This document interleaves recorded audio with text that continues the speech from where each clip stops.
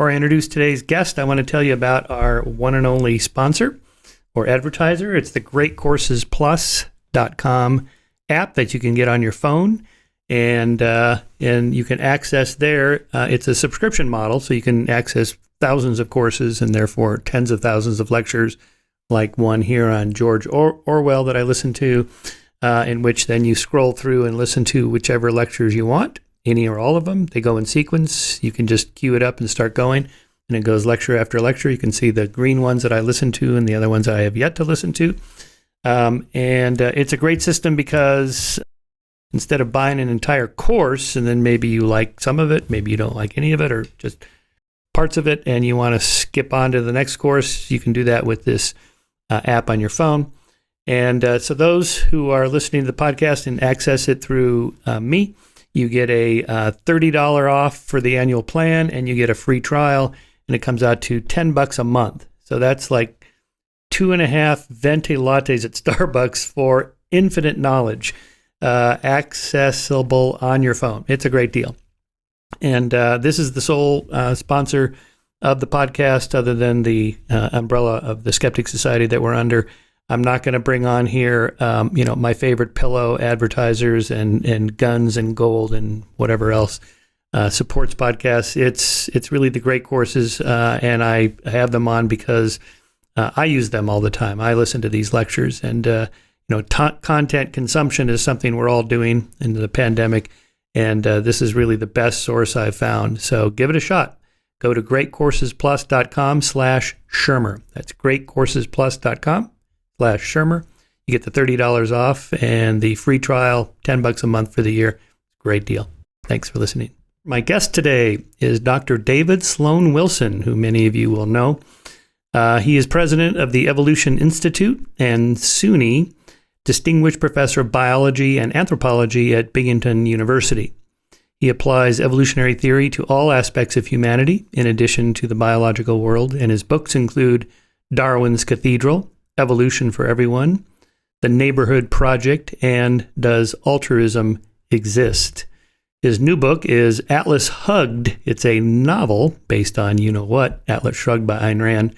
And he's taking on Ayn Rand's philosophy of objectivism, but more generally her philosophy of individualism and the greed is good angle of that. And so we get into all that. I know a lot about Ayn Rand and Atlas Shrugged, and I've been critical of her philosophy, so we discussed that.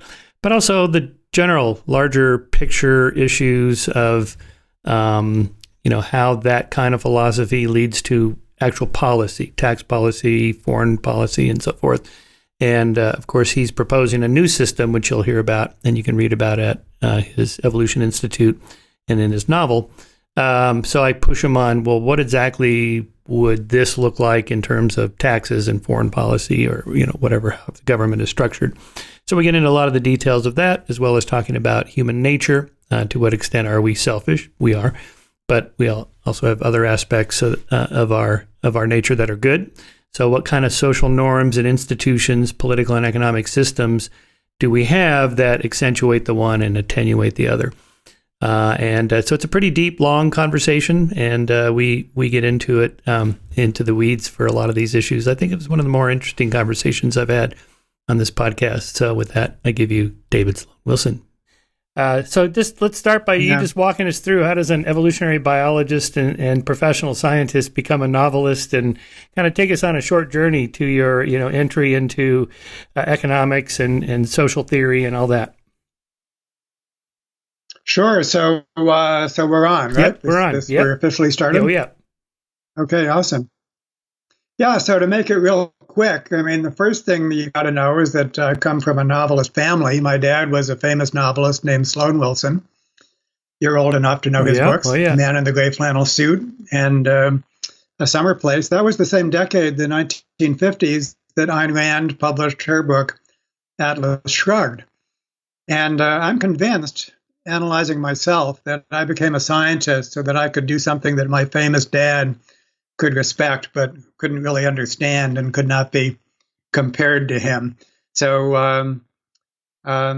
and yet I always loved writing, always will. I don't know if it's in the genes, maybe it's in the culture, but either way, always loved to write. And so that's why I've written popular books for the general public, which are generally praised for being uh, good in the storytelling department. So all of this gave me a um, a leg up, basically, when it came time to writing a novel. But I never thought of writing a novel. And as a scientist trained in evolutionary biology, as you know, I became fascinated by evolution in relation to human affairs.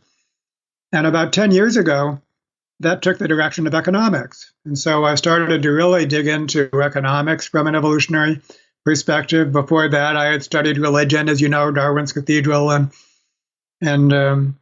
all of that. But it was at an economics conference that I had actually organized that someone said, well, do you know, Ayn Rand's Atlas Shrugged was so influential in spreading neoliberal economics, this greed is good ideology. She was as impactful as the great economists such as Milton Friedman or Friedrich Hayek. Shouldn't somebody be doing the same for our ideas? And I had previously, I'm not an Ayn Rand scholar, unlike you.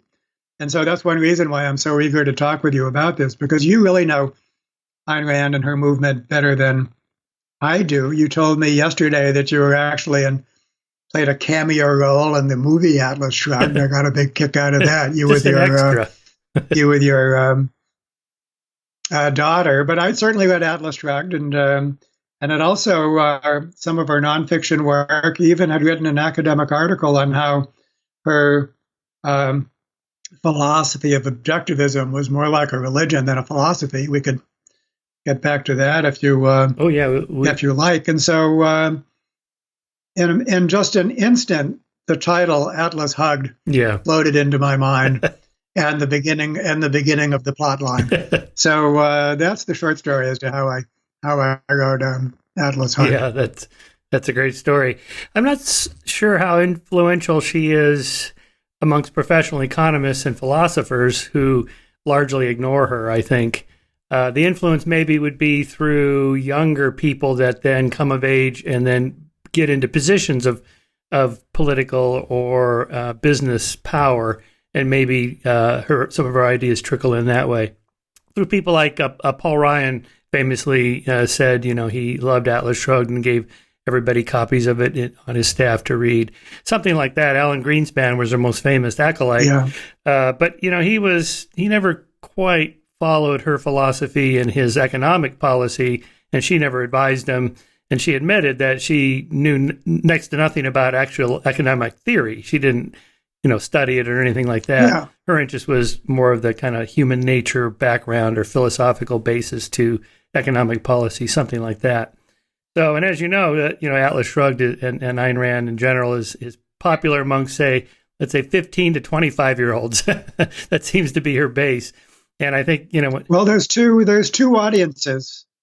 There's two audiences. One is that one, young people at the dawn of their adult lives, the heroic portrayal of individuals and their ideals, which they pursue against all opposition. Now, the other class are people that are powerful and really like being told that their intentions for themselves are morally pure, that basically it's the invisible hand metaphor, that you can pursue your own interests and that will work out for the common good.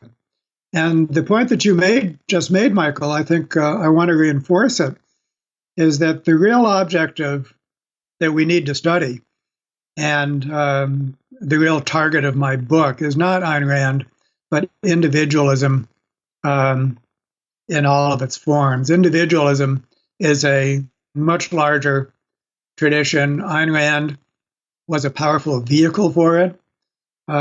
There was a very thin connection, other than the fact that they justified the same worldview. There's essentially no connection between formal economics and Ayn Rand. They're different fictions that lead in the same direction. So these are really important points to make as we kind of focus on the object of what are we trying to do here. Yeah, we're trying to replace a individualistic worldview with something that's more holistic and systemic is the way that I would put it. Yeah, I want to definitely get into that, but first the vehicle part itself, that is to say, transferring ideas through fiction, through novels, through films, particularly through the visual medium. I remember debating Dinesh D'Souza many times in the late 90s and early 2000s when he was just writing books. And, we were mostly debating God and religion. And then he told me he's going to stop writing books, or more so focus on making films. And he said, we conservatives need to counter the liberal Hollywood power clique, which delivers liberal ideas through films. And that's a much more powerful medium. And, so he wanted to do that. That's what he does now, so he makes all those films about Hillary and Obama and Trump and so forth. And I think there is something to that. I mean, that was one of Rand's points about, creating a fictional world of what could be. So you're not just delivering intellectual ideas that are maybe empirically true through the visual medium or through fiction, but also changing the way people think about things. So you talk about that a little bit in the novel and in your epilogue, the nonfiction part of Atlas Hugged, about these fictional worlds. Well, there's two dimensions there. There's two dimensions there, Michael. One is fiction versus nonfiction. The other is print versus film, visual versus print. And to focus on the fiction versus nonfiction part, that fascinates me.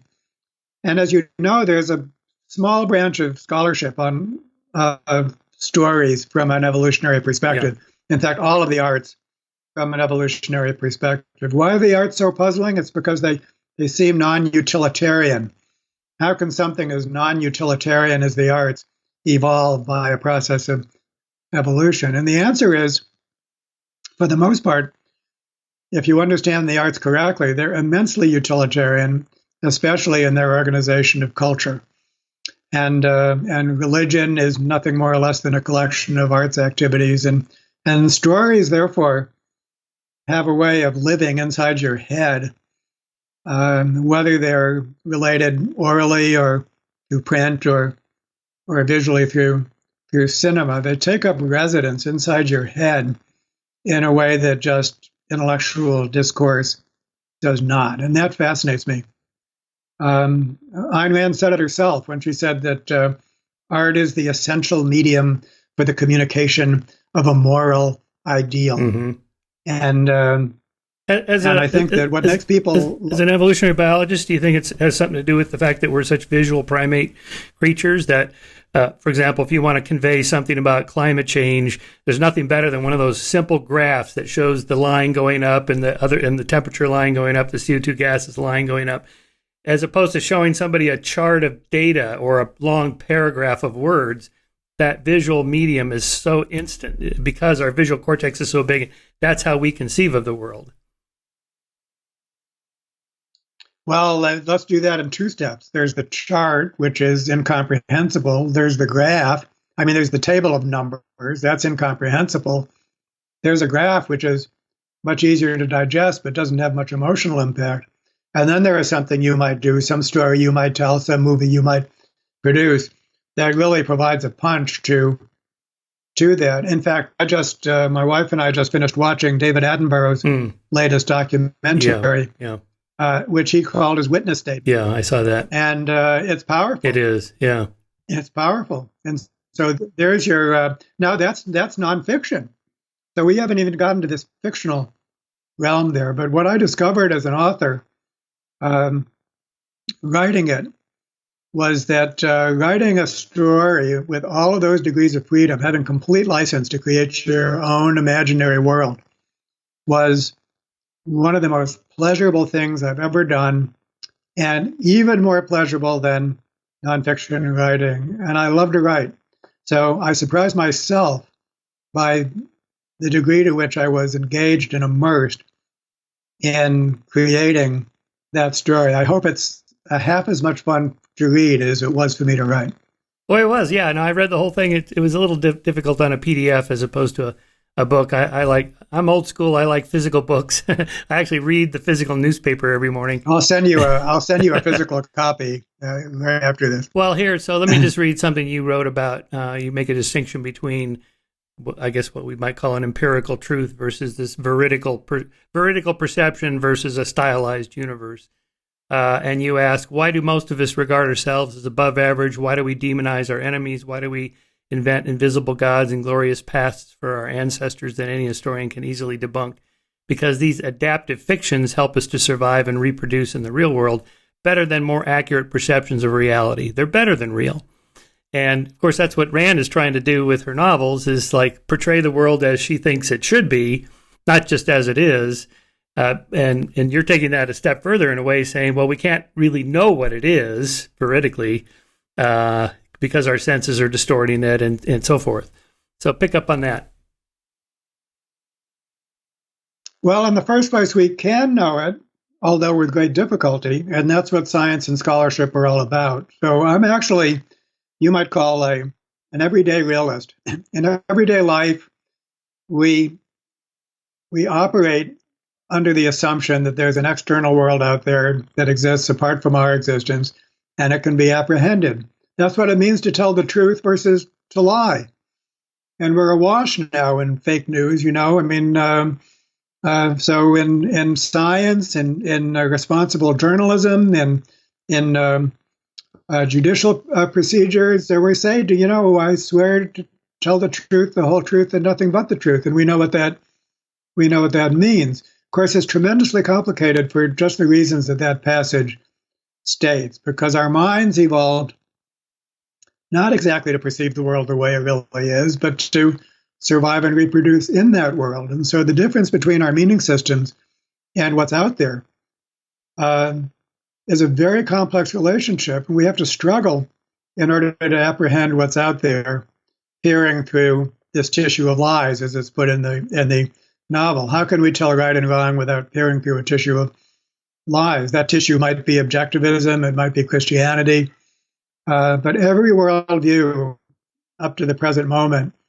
is one which avails itself of adaptive distortions of reality. The idea that you might have a meaning system that is highly motivational, that gets you up in the morning brimming with purpose, that causes you to do things which are actually what needs to be done in the world to adapt us to our societies, and is fully respectful of the facts of the world, that's new under the sun. That's what we need to construct. But all meaning systems of the past have this complex relationship between the world as perceived and the actual world. That's where those meaning systems take place. Yeah, and I mean that informs all kinds of branches of scholarship, including religion, good and bad forms of atheism. The whole. I mean, it encompasses almost everything. I make a distinction between empirical truths, things that we can know through empiricism, like the Big Bang happened or evolution happened, climate change is real, whatever. And then pragmatic truths, things like free will is true. Now, maybe you agree with the determinist arguments more than the compatibilist arguments, but whatever your philosophical position is, when you get up in the morning, you act as if you have free will, or otherwise, why would you bother to even get out of bed, right? So it's kind of a practical truth, pragmatic truth. Martin Gardner called this fideism. He got this from Miguel Unamuno and William James, a kind of a pragmatic thing where there's certain topics in the world that we can never really know empirically. So God's existence was one, the afterlife, Martin threw in with that, and free will was the third one. And even though he's one of the founders of the modern skeptical movement and a hardcore materialist in most instances, and he even said, I think the atheists... Who are we talking about now? Martin Gardner. Martin Gardner, the science writer. Okay, right. Yeah, you know Martin. Yeah. And, so he said, I think the atheists have slightly better arguments than the theists do. I follow them on that and think the atheism is the better position. Nevertheless, I'm a theist in the fideist sense that it works for me. I'm not trying to talk you into anything. I don't care what you believe. This is what I believe. I'm not going to try to defend it. And he said the same thing with free will. I just believe in free will. I know the determinists have really good arguments about the causal net of the universe and so on and so forth. I don't care. I got to get up in the morning and get around, right? And then there's mythic truths, things that are kind of like literarily true or mythically true. And here my example I use is like the crucifixion of Christ and the resurrection.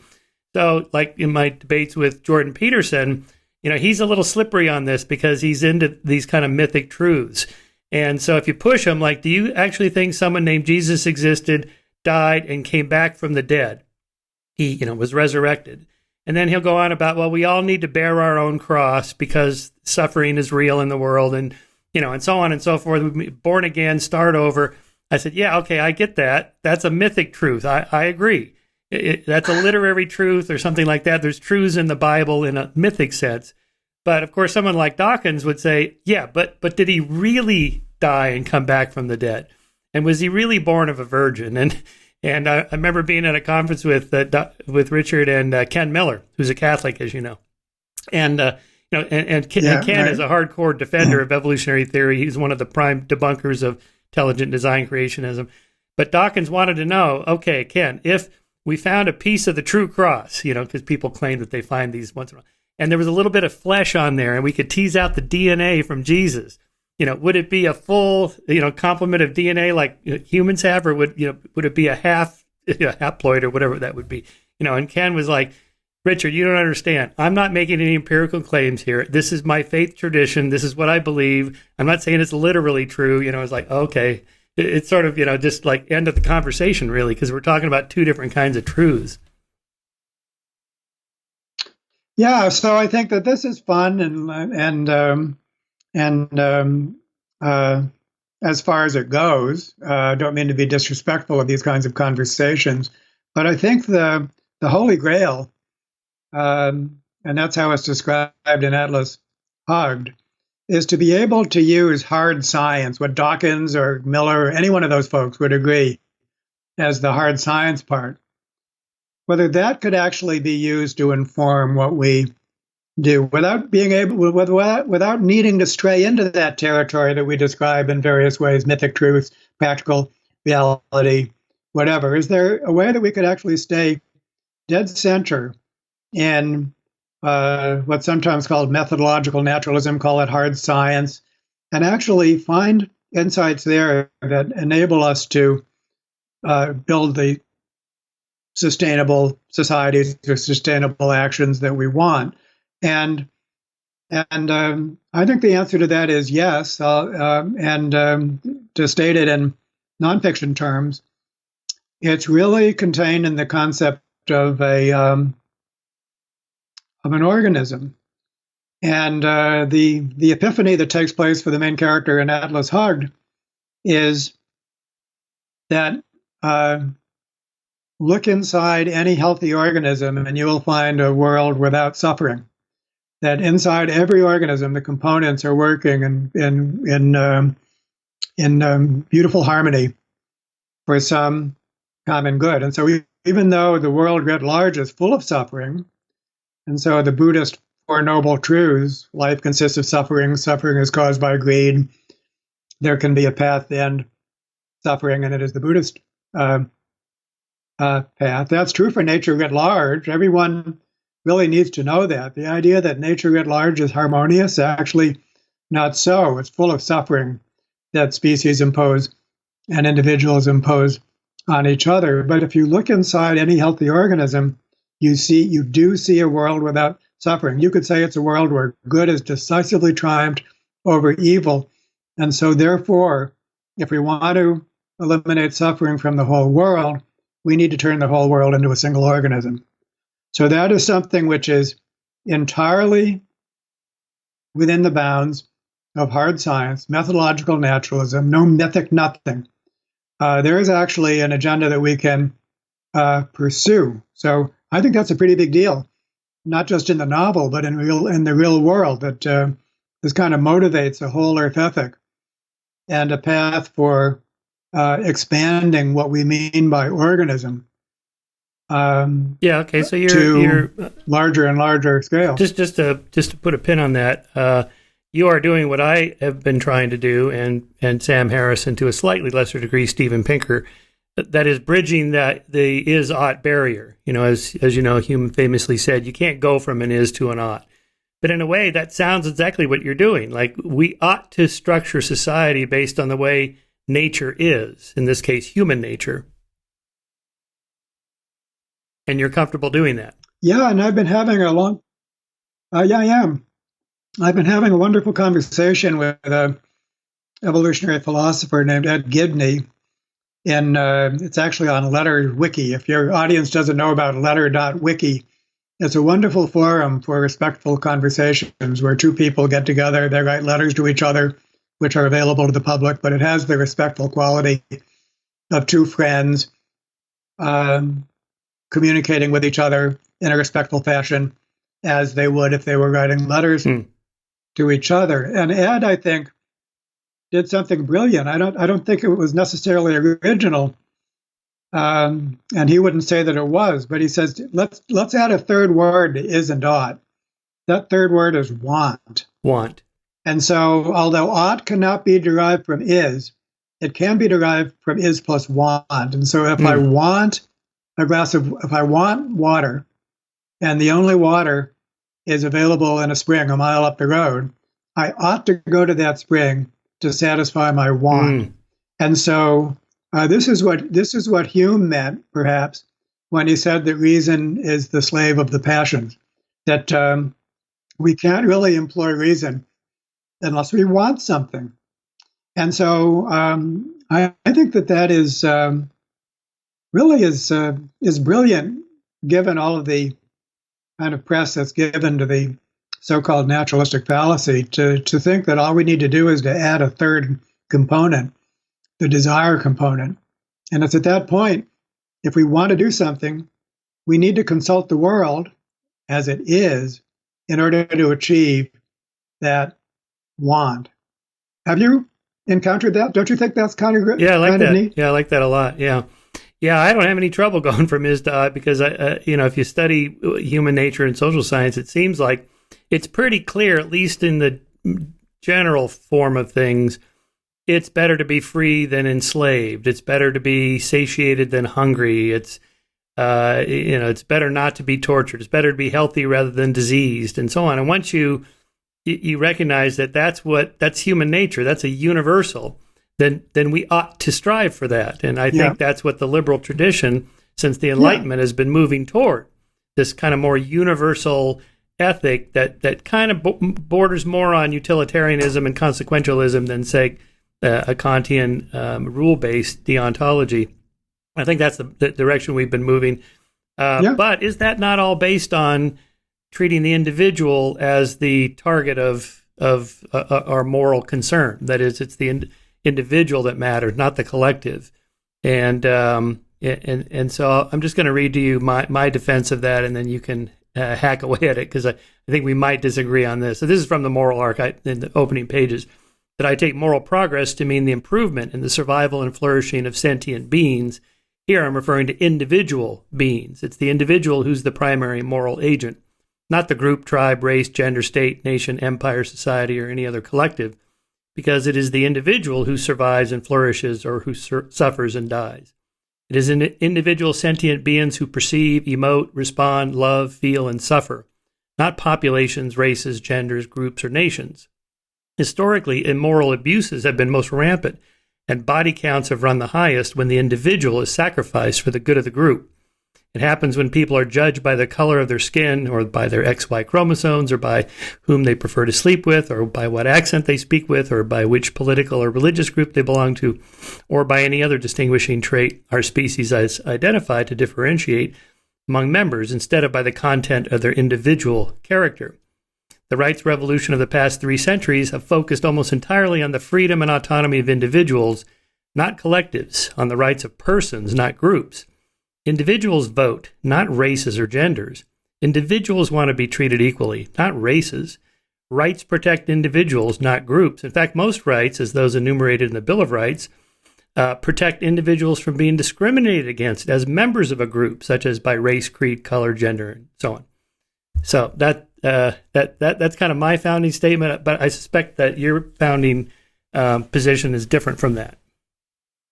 What's wrong with that argument? Well, let me agree. Let me begin by agreeing with it, and then to develop it in a way which I hope that you can agree with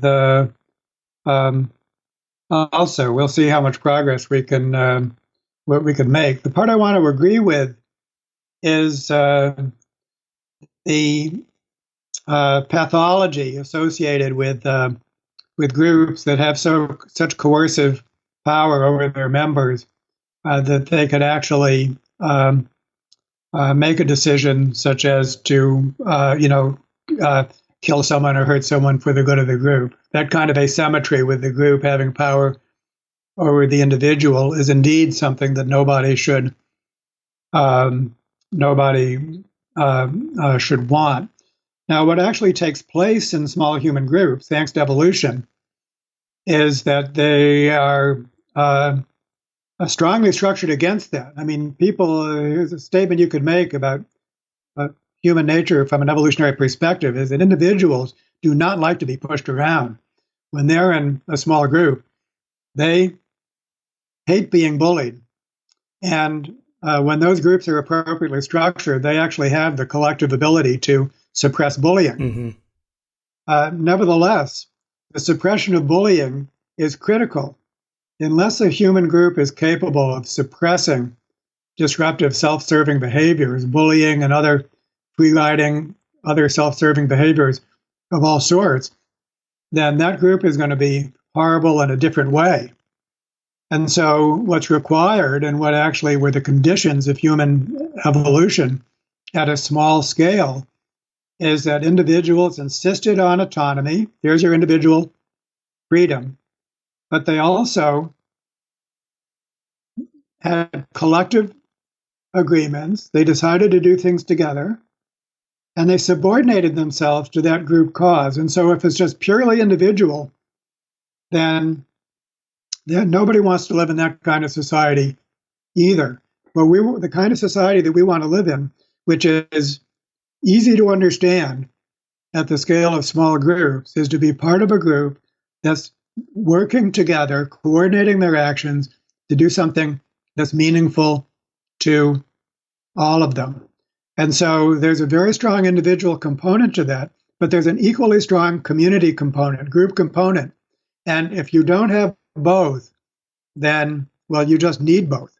So what do you think of that? Think that's a good resolution? I totally agree with that. I think the flaw in Rand's philosophy is of her form of individualism is that human nature is purely selfish, and therefore we have to build a moral system based on that fact. Well, it's clear enough through your work and that of many others that we have this other side of our nature. We have these better angels that we can be cooperative. I mean, almost all of everything we think of as human achievement and progress has come from collective action. That is, we as a group of individuals have decided we don't want to do this anymore. We're not going to put up with that anymore, or we're going to accomplish this thing over here by working together and sacrificing our individual selves. Yes, absolutely. I think that's definitely part of our human nature. So it seems to me the rub for designing a society is to attenuate the better angels, attenuate the inner demons, and accentuate the better angels, whatever metaphor you want to use. I very much like Christopher Baum's book, Moral Origins, where he documents what you just said about all the ways that groups have to unite and not just dealing with bullies, but actual psychopathic murderers, just, really badasses. And I never had thought about it till I read that. It's hard to kill somebody, particularly if they're a big alpha male. And so you really need a bunch of your fellow guys. Let's take him out for a hunt. And we're coming back without him, but it's going to take like 10 of us to take this guy down. And it has the added benefit. And the ability to throw stones helps. Yes, yeah. And or just the ability to signal each other so you can kill the bastard in his sleep. Yeah. A recent book on that topic is by Richard Wrangham called The Goodness Paradox, which is like a current, basically a refinement of Chris Baum's thesis. And Wrangham doesn't mince words. He says, capital punishment was just necessary. Yeah. The ultimate of punishment for wrongdoing, stoning. Right. And it probably was, at the time when, so that, and I had a memorable conversation with Simon Blackburn, who was a British moral philosopher. I don't know if he's still with us. Hopefully he is. But at the beginning of my conversation, I asked him, Simon, just describe morality to me as you would in a philosophy 101 class. We'll get to evolution later. Just how would you describe morality to a student? And he said, well, there's two dimensions. There's a coercive, compulsory dimension. These are the things we have to do. And if we don't, there'll be consequences. And then there's a voluntary dimension, that which we want to do based on sympathy and empathy and so on. And I love that so much because that's exactly what you need and expect from an evolutionary perspective, that without the coercive dimension, it's not safe to be an altruist or to be pro-social in any way. And so the coercive dimension of morality provides a socially constructed environment. We talk about niche construction all the time. It provides a safe environment for people to be pro-social.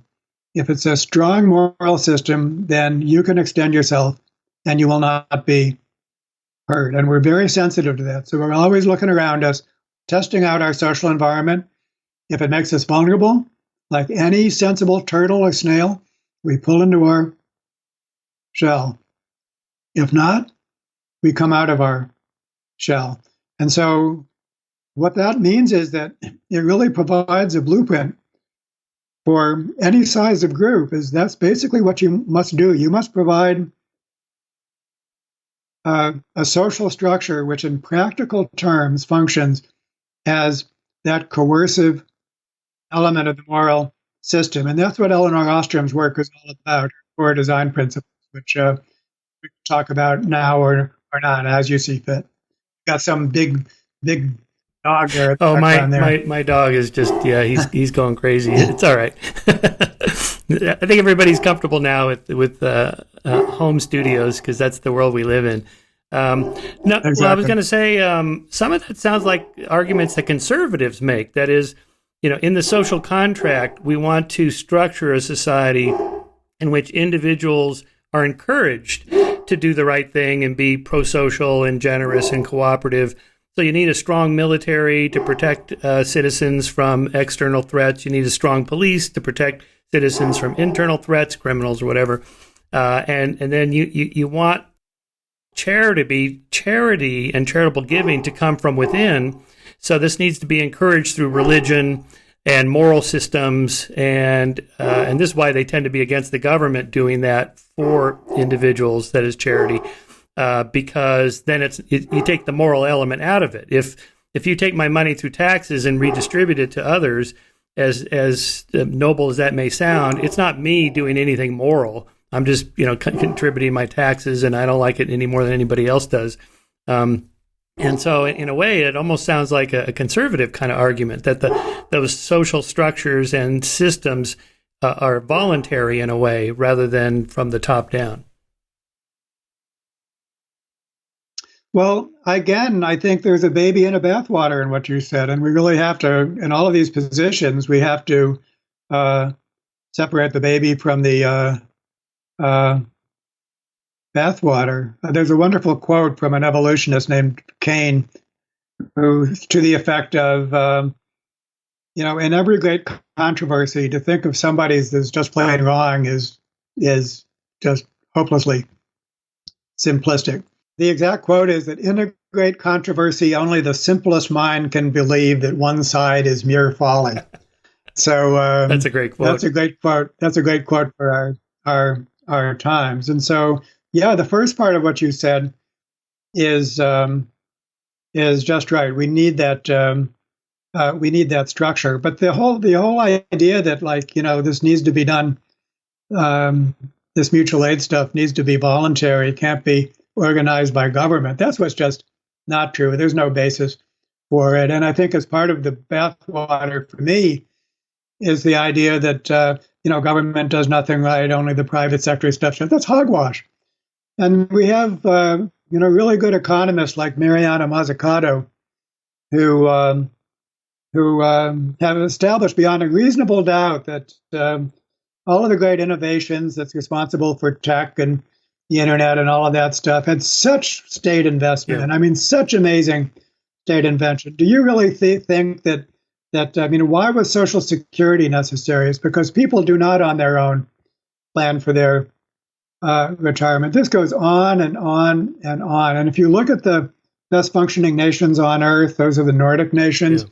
What you find is something that is a scaled up version of the small groups that we discussed earlier. You have every major sector of society is strong labor, very strong capital. These are capitalistic societies, make no mistake, and a strong state.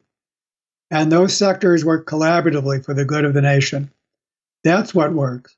And so there's your baby in bathwater. And I think that really it should not be hard for people, no matter what they identify with by way of their political orientation, to really meet right there in that middle ground. Yeah, I think, and I think that's one of the things that evolutionary theory does. I think it outlines a position which does not fall into any current political camp, and so therefore it can be appealing to both the left and the right, to all camps. Yeah, let's just give a few examples. The interstate road system, for example, would not have spontaneously arose from market forces. That took the government operation. Same thing with the internet. Same thing with, say, the space program. At least initially, most of the things that even conservatives say, yeah, we need a interstate road system. Of course, we need a postal system and whatnot. Although some, I suppose, would want to get rid of the post office. We should have high-speed internet everywhere. Yeah.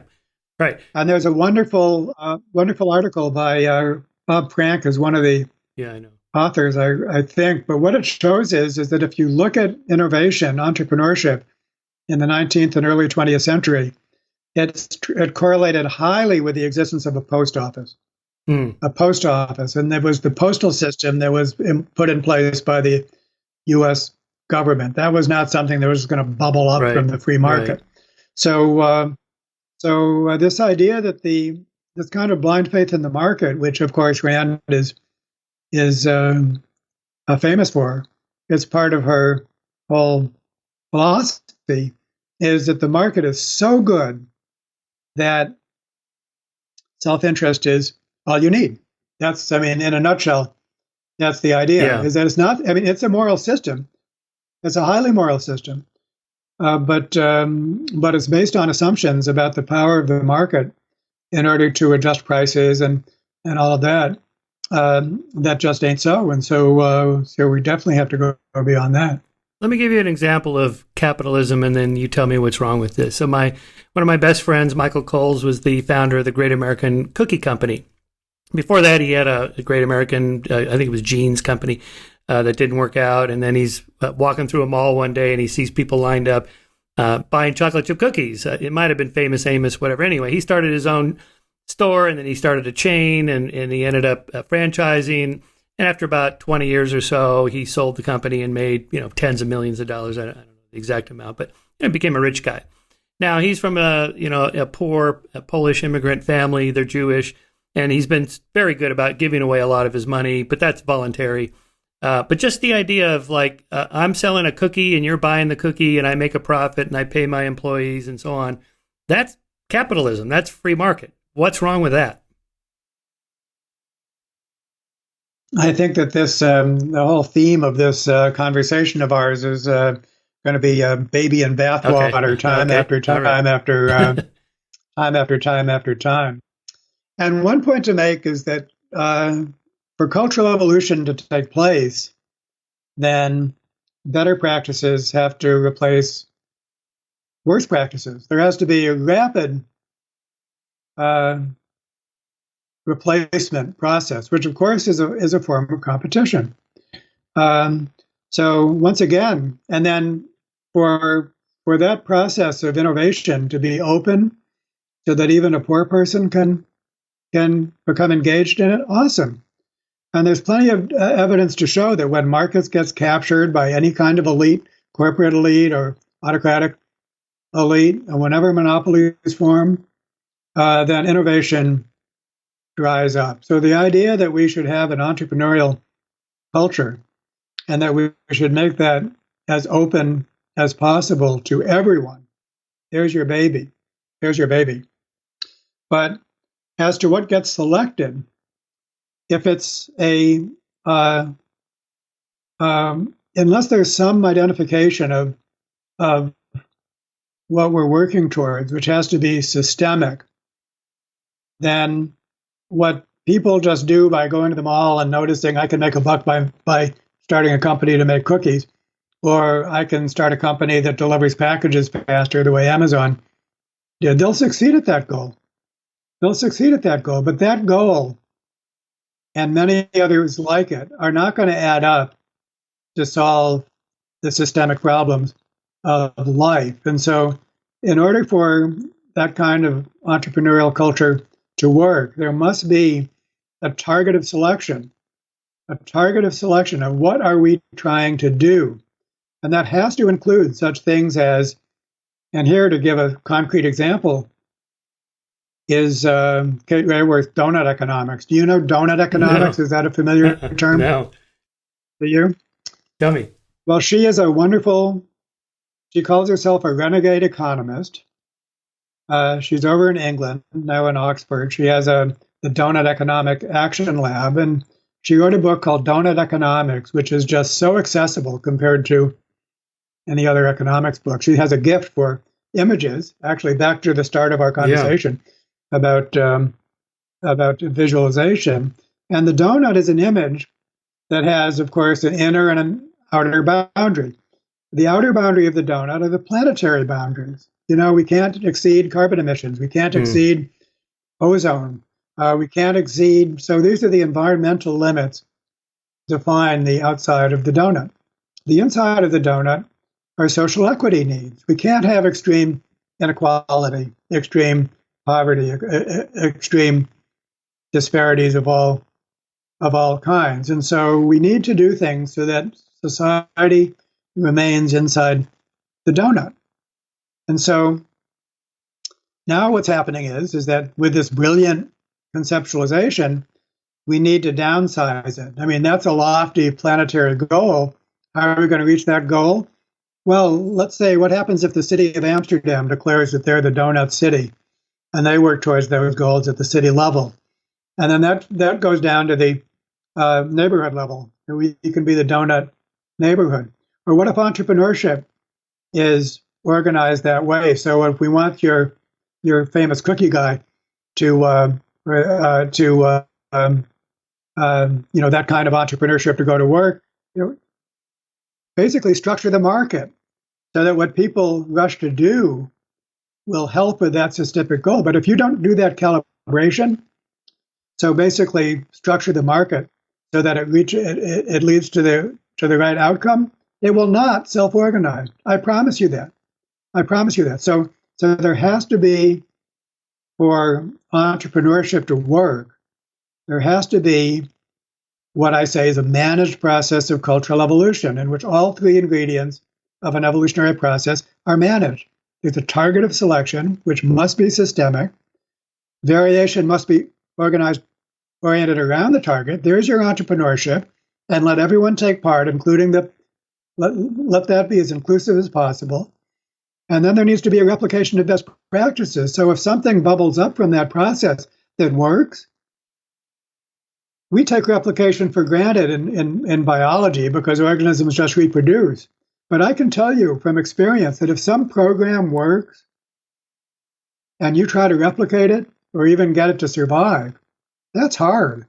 The replication of something cultural like that, not easy. And so unless you manage all these things, then it won't work. And so there's your baby in bathwater for kind of laissez-faire entrepreneurship. Sure. So you're not worried about there being a single chocolate chip cookie manufacturer that controls 100% of the market on the planet. But maybe you are about, just to use current examples, Facebook having a monopoly on social media or Google having a monopoly on search or something like that, in the same way that people worried about Microsoft bundling Netscape back in the 90s or the federal government suing Kodak. Yeah. Kodak had a monopoly for a long time, and they sued them twice. The second time, they forced them to help fund Fujifilm get a toehold. But in the long run, none of that mattered because both Fuji and Kodak failed to recognize the power of digital photography. And in the same way that by the time the government's lawsuits against Microsoft ground through the courts, no one was using Netscape anyway.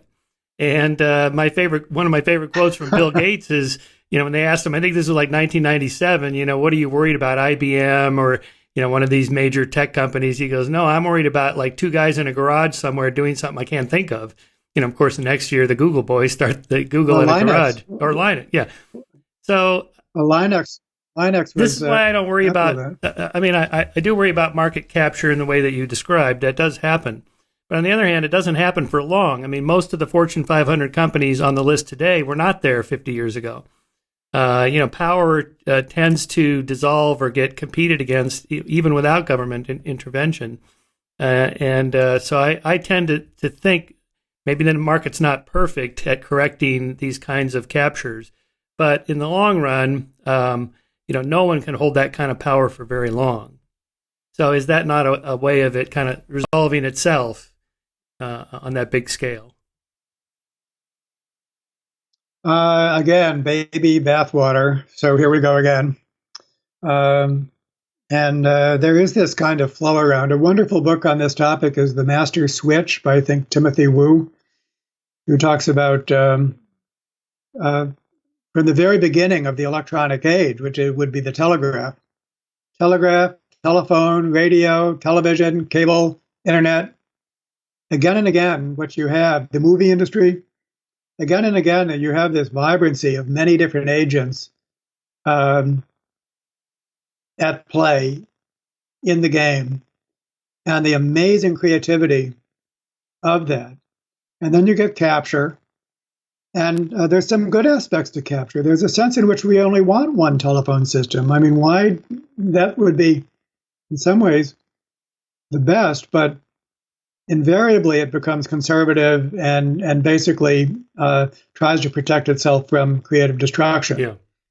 And creative destruction typically does take place without. That happens again and again. In fact, it's amazing. There's a guy named Charles O'Reilly at the Stanford Business School that chronicles this. Almost none of the Fortune 500 companies from even 30 years ago are there today. Right. The flexibility. Schumpeter really had something right with respect to that's the turnover of companies that's needed. But I'm much less sanguine than you about this. Just always happening. That no monopoly persisting. Let's just use a persisting current for long, example. and especially the more things. Are you worried about Facebook and Google? Do you think the government should break them up? You've kind of made a move there from a problem to a specific solution. Yeah, so yes, I do worry about Facebook and Google. Whether the solution is for the government to break them up or for some other solution, I don't know, and in part I don't have the expertise, so I don't pretend to know. But I do think that we've got, the pathologies that everyone knows about, and there's more than one kind of pathology. Monopolies and capture is only one. It requires mindful intervention, basically.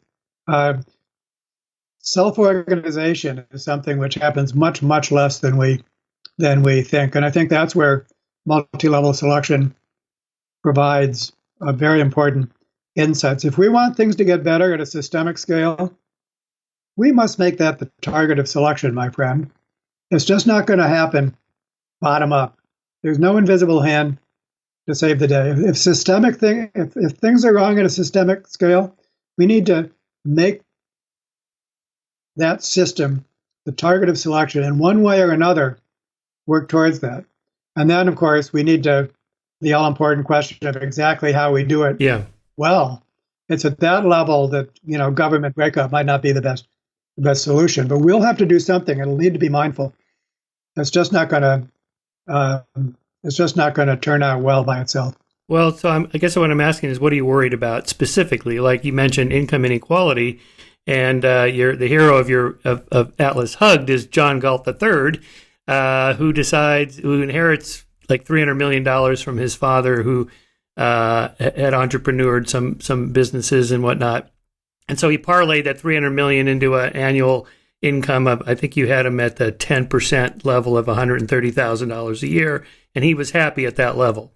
Well, I can kind of vibe with that, as I make about what a college professor would make, I suppose, and that probably puts us in the top 10%. You're a college professor or something like that.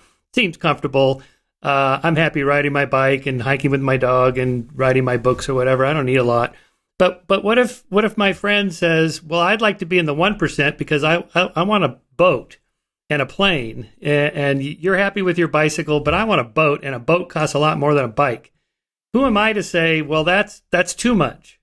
In other words, what I'm asking is, where do you draw the line? Most of us intuitively think, yeah, okay, that level is right, the level I'm talking about. But when you get to 1% and then 0.1%, I have to admit, intuitively, it feels like that's too much. But I can't defend why I think that's too much, or I can't put a logical argument for where you draw the line, other than we end up politically, we just design a tax system and say, okay, when you make this much, it goes up to 35%, then 39%, and so forth. And that's kind of how it's always been. We just vote on it. But I suspect you're after something much better or more effective than the system we've had for 200 years of a progressive tax system, and that top number varies from a top high of whatever it was, 79%. Now it's 39%. But what I'm asking is, where do you draw the line?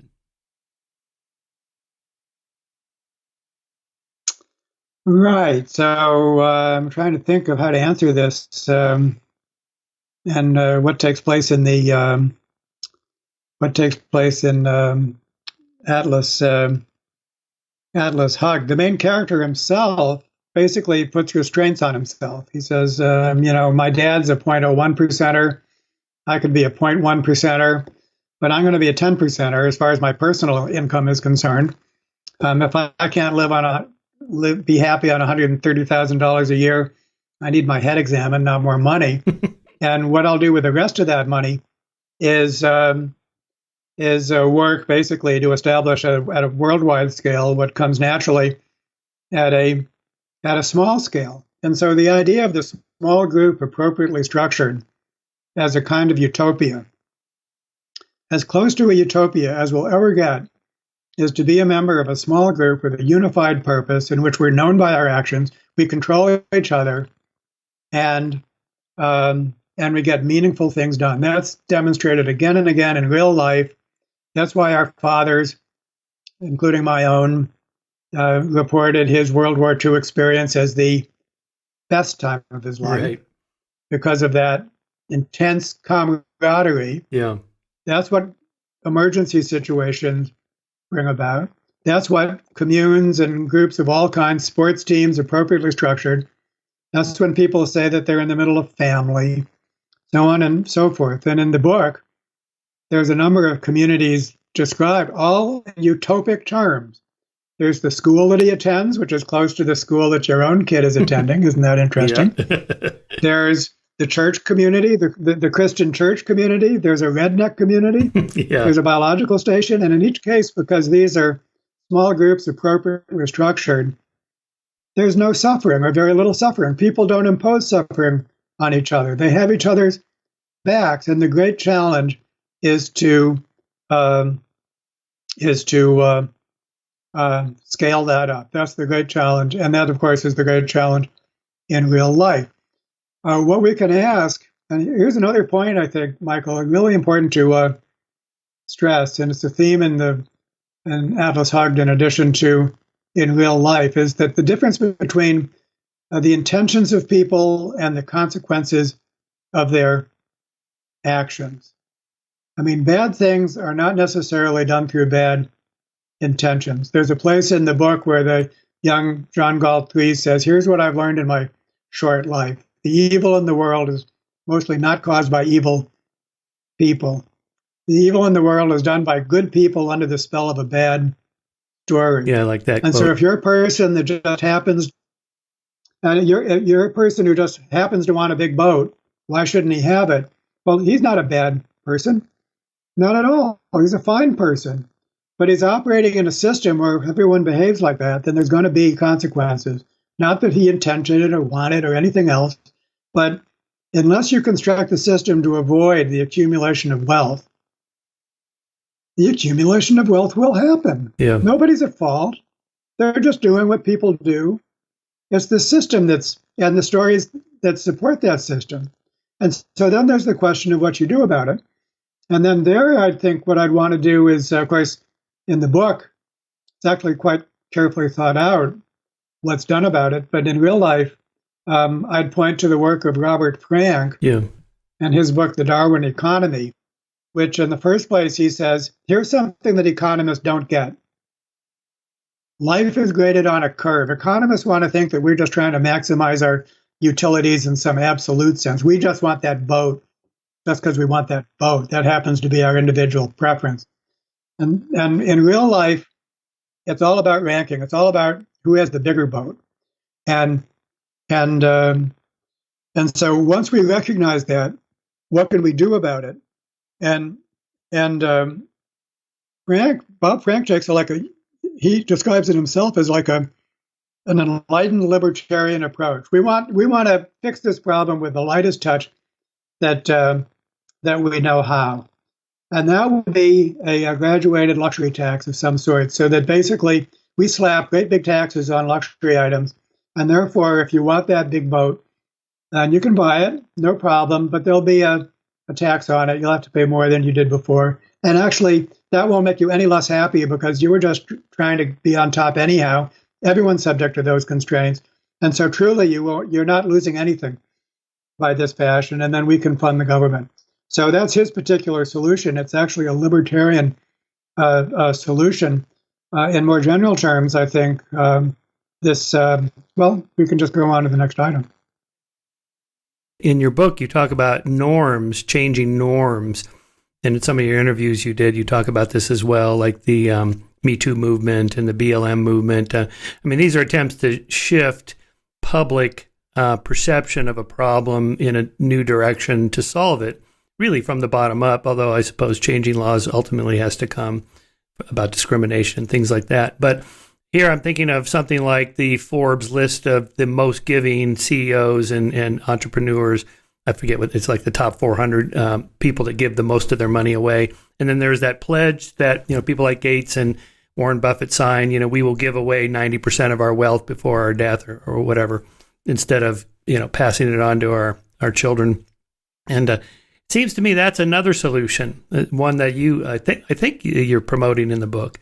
And that would be kind of a bottom up. Let's just change the way people think about these things, rather than just increasing the upper tax level to back up to 79% or whatever AOC wants to make it. Maybe there's a different way to do that. Maybe an even lighter touch by just changing societal norms of what you get kind of public recognition for doing good, which also feels good. That's part of our nature, is our reputational management, where we care what other people think. Changing those norms, I think, matters. Yeah, so I think that, again, more baby in bathwater, but there's a big baby in this one, which is, and again, I find that when we think about large-scale problems, it's insightful to shrink them down to see what happens at a smaller scale. And in small groups, norms and their enforcement are very informal. Yeah. Basically, they operate below the radar screen of laws. There's a wonderful book called Order Without Law by a Yale law professor named Ellickson, in which it's actually an ethnography of a cattle ranching community out west, and how basically things are run on an even keel just by those norms. But of course, that involves punishment. Yes. So that if the rancher is not doing something, it's not as if there's no rules or anything. There's consequences, but they're not legal. And of course that can be very vindictive, indeed. And in Atlas Hugged, actually, the rancher community, Eve, the main female character, who is from a ranching family, says, out here people practice rough justice if they want to. If their pastor, stole the virginity of their daughter, which he did. Right. And she told her family, they would have lured him up into the mountains and pushed him off a cliff is what they would have done. Right. So now is that, better or worse than... Yeah, human groups do organize, self-organize rules. I don't know if you know Pete Leeson's book about pirates and how pirates have their own... I've read it, and I've actually have a long essay on it, and even on Okay, all right. Same thing, right? But on the other hand, the rough justice, the rough justice leads to higher rates of homicide and violence until the long arm of the law comes in and says, all right, you're going to stop doing that. And Jared Diamond talks about this in Papua New Guinea. Well, totally. Yeah, but Michael, this is so interesting. I love this conversation with you. But when I was writing Darwin's Cathedral, I made a very protracted study of Calvinism as a case study of a religion, a before and after study. It was like the city of Geneva before and after Calvinism came in. And in Calvin's ecclesiastical ordinances and his catechism, he explicates the Lord's Prayer, and especially the turn the other cheek part. And the meaning of turn the other cheek, as he explains it, is leave the social control to us. That if we actually take care of our own grievances in this informal way that we just described, well, that's going to lead to so many petty squabbles and so on and so forth. It's going to be chaotic even at a slightly larger scale. Factionalism was called the Genevan disease before Calvin came through. And so the church, and this is true for most religions, especially Christian religions, including Calvin's religion, oh man, was there social control. You couldn't even dance without being penalized for it. What you wore was important. There was just social control beyond what we can imagine, certainly beyond what we would want to tolerate. And yet, turn the other cheeks would be just like, if somebody wrongs you, turn the other cheek, and we'll take care of it. Was the implicit part. Right. And so, in that case, it was the religion that was providing that social control. In a secular society, of course, it's the government. Yeah. And it's the legal system. So there's a sense in which both are needed. One does not substitute for the other, but as far as actually making progress, that bottom-up component of it is the most malleable. It's going to be a long time before our politicians are on board or, anything happens at the legal level, but we can start working on informal norms and sanction and all of that good stuff. That's something that's malleable. That's something that we could work on. Yes, well, this is an argument conservative Christians make about, they hold a view of human nature that's not so dissimilar from the evolutionary psychology view of human nature. That is, we have a dark, greedy, nasty, violent side to us, and that needs to be kept in check. And that's what religion does. You're supposed to be raised with these values that keep those inner demons in check. And our founding fathers, as much as us atheists like that they kept separation of church and state, that's great. But they weren't against religion. They kind of felt like, well, the government's not big enough to, get out to every little village and community.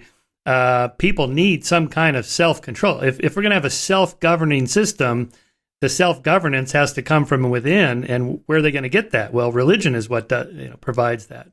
This is why conservatives say, well, we're a Judeo-Christian nation, even though we're not. But I think that's what they mean. Is that those. So, Michael, let me take this back to your canonical statement that you quoted, your own words that you quoted about it's the individual. And as I said, there's a baby in that bathwater.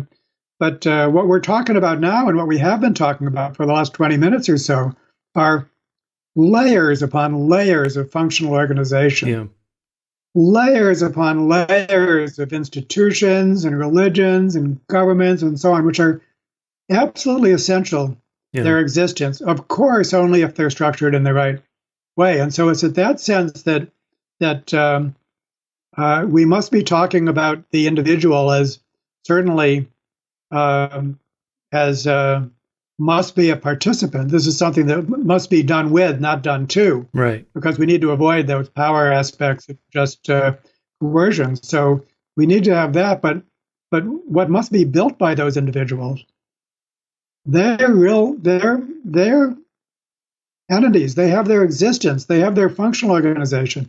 They're actually like organisms. They have anatomies, physiologies, information systems. When we talk about something like a global brain, how are we going to turn the internet into a global brain? I mean, that has to be taken seriously. More than as a metaphor. Governance at the international, more than as a metaphor. There's all kinds of design is going to have to go in that.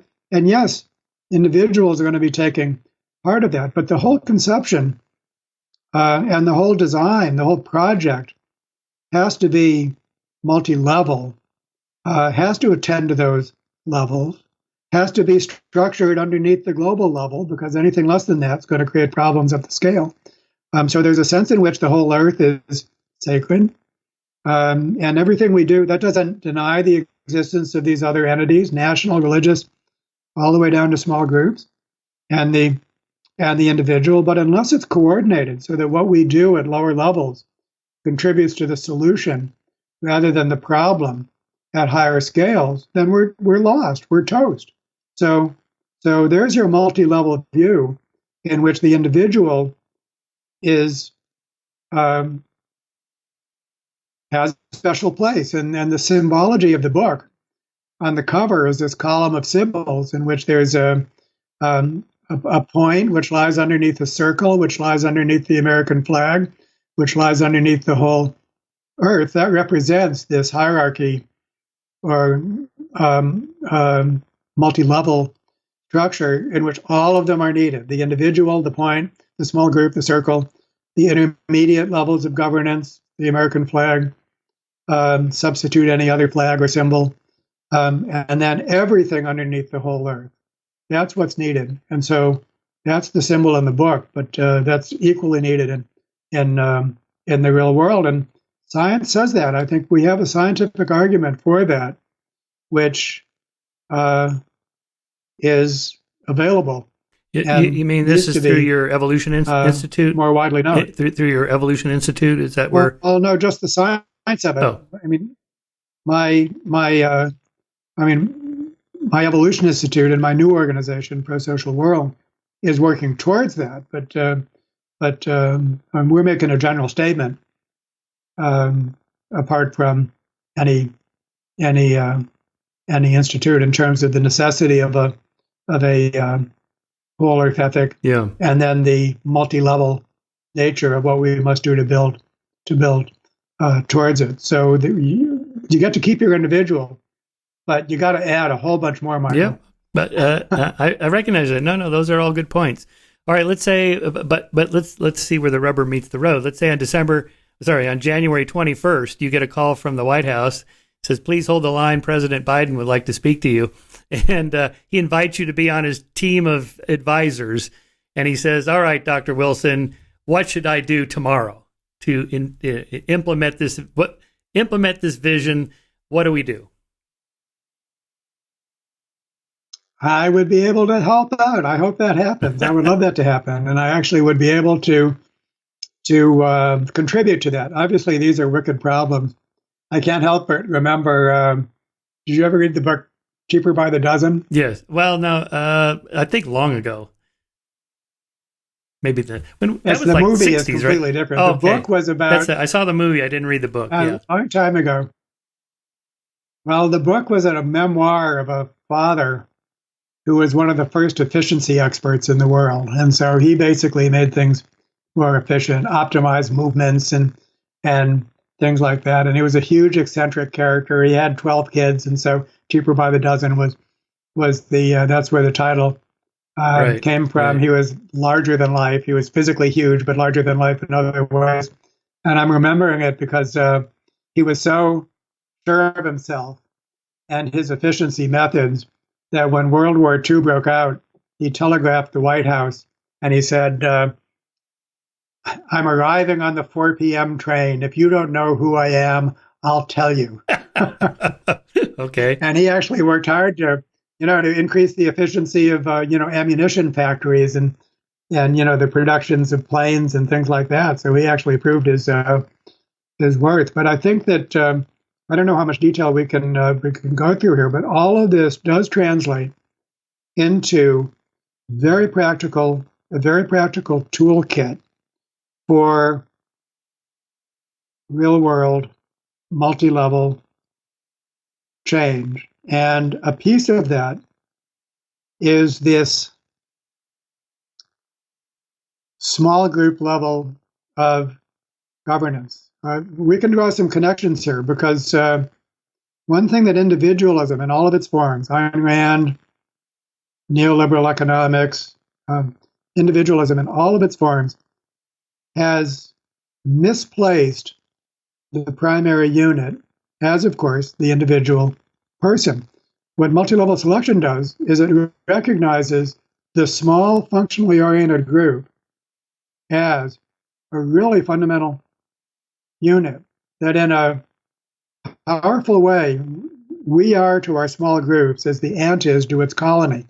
And if you found an ant wandering around on its own, then you should return it to its colony is what you should do. And so a very practical and important thing to do. You know about the book Bowling Alone, which is basically Robert Putnam's classic sociology book, which he laments the disappearance of small groups of all sorts, including bowling clubs, which is where the title comes from. Used to be that we did everything in groups. And of course, in hunter-gatherer times, we truly did everything in groups. Individuals never were alone. Never in our entire history as a species did individuals live alone. Always in the context of small and, for the most part, highly cooperative groups, appropriately structured. And so there is something that we can do in any context, is we can get people operating in the context of small groups. That's not sufficient by itself, because that appropriate structure part is important. If you actually study small groups, which I do and which Elinor Ostrom did, what you find is they vary from the best to the worst. Some perform spectacularly, others are basket cases, and most muddle along in between. And so it's not that small groups magically. So what are a handful of characteristics of structure? But we know what that structure is. Yeah, give us a handful of characteristics of a successful small group. So this is what Elinor Ostrom won the Nobel Prize in economics for deriving these what she called core design principles, and I'll list them very fast. Small groups function well when, one, they have a strong sense of identity and purpose. They know that they're a group, that they're doing something important, what it is, who's a member, all of that. Two, proportional costs and benefits. Not the case that some members get all the benefits and others do all the work. Three, fair and equitable decision making. Not sustainable for some members to make the decisions, to call the shots, and others not. Four, monitoring agreed upon behavior. Not sustainable. If we don't know what you're doing, we can't hold you accountable. With five, graduated sanctions. If you're not behaving as you should, something needs to be done, but need not start out harsh. Start friendly, escalates from there. Six, conflict resolution, fast and fair. Conflicts will occur, need to be resolved quickly in a manner regarded as fair by all parties. Seven, local autonomy. A group needs elbow room, authority to govern its own affairs. There's a libertarian value for you. And Ostrom is a hero of libertarians. Right up there with Friedrich Hayek is Elinor Ostrom. And then eight, polycentric governance, which is basically relations among groups that embody the same principles. So now there's your blueprint. And what we've shown, and this is what I would tell Biden when he calls me up. Of course, you have a red phone in your office there, Michael. If you right here. Do this for me. We would say, and this is what we've already done. There's good research on this now, and we're improving it daily. You give me a group, I can coach that group to function better using those principles. And there's also an adaptability, flexibility component that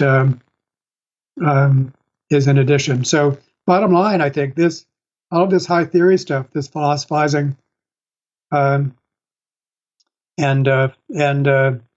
theorizing actually can boil down to a very practical toolkit that can be used on the ground, starting at the scale of small groups and then going up from there in polycentric governance fashion. Yeah.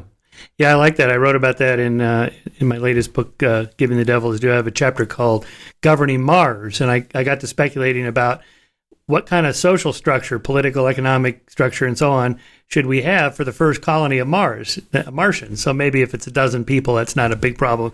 But once you scale up to 100 and then 1,000 and then 10,000 and so on. Anyway, in the middle of this, even a dozen. Yeah. Michael, so you must have read Nicholas Christakis' book, Blueprint. Did you read Nicholas Christakis? Yeah. So he's got that great chapter on, he's accessing a database that somebody else collected of shipwreck survivors and which ones were most successful and which weren't. And the ones that were most successful had many of the characteristics that you just ticked off, particularly more of a horizontal rather than a vertical conflict resolution and overall structure where everyone feels like they're participating, which is kind of like a democracy, I suppose, which is why probably democracies have spread more over the last 2 centuries than autocracies and authoritarian governments and theocracies and all that. I mean, you can count the number of left on one hand. No, the verdict is the verdict is still out on that, Michael, and on what? As to what the future will on the spread of democracies. I know because the last 4 years hasn't looked so good. On tenuous ground. Maybe. I don't know. Much will depend on what happens. Well, but we can go back in time, and I just finished reading a book on this topic, and I'm actually doing a print conversation with the author. This is why am I pushing a book that's not my own? Wait a minute. Yeah, hold up your book. There we go. The first book you should. Right. So with the individual, the group, the nation. But don't you think the nation? Wait a minute, Michael. The nation's. Hold on, Michael. Yeah. Michael, hold on a minute. Wait. Okay. So the first book you should read is this one. The second book you should read is Michael's, and the third book you should read is this one, The Rise and Fall of Classical Greece. By Josiah Ober. He's a political scientist and classic scholar at Stanford University, right down the road. And it's got multi-level selection jumping out of every page. And so the whole emergence of democratic governance during the Greek period, in competition with all kinds of other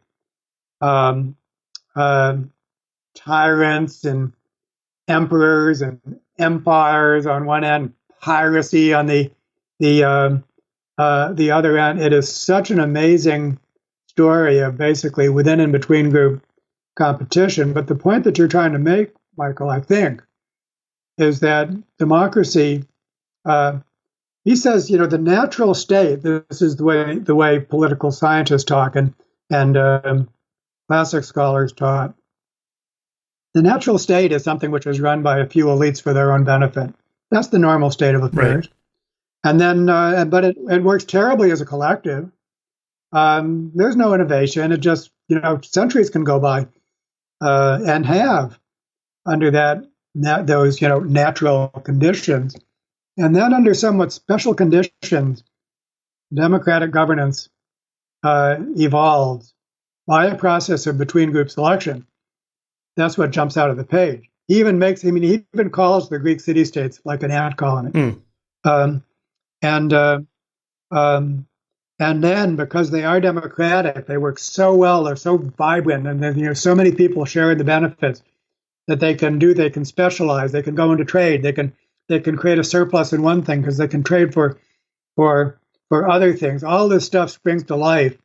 In many ways, again, the baby in the libertarian bathwater, when Friedrich Hayek talked about the extended order as something that evolved by cultural group selection, an idea that he pioneered. Yeah, that's what's taken place right right here. But on the other hand, it's pretty darn fragile. There's subversion from within. There's always like oligarchic families that are trying to take over, like cancer, just the way cancer takes over our bodies. There's cancerous people and ideologies take over the democratic. And then, of course, there's always, it can be predatory. So Sparta, for example, was a predatory culture that was basically a military culture that preyed upon its own farmers for subsistence, kept them at a subsistence level, just extracted from them completely, and then made war. There's smash and grab strategies where you just smash something and grab what you can, and extremely short-term strategies. All of these are vying against each other. And many of them are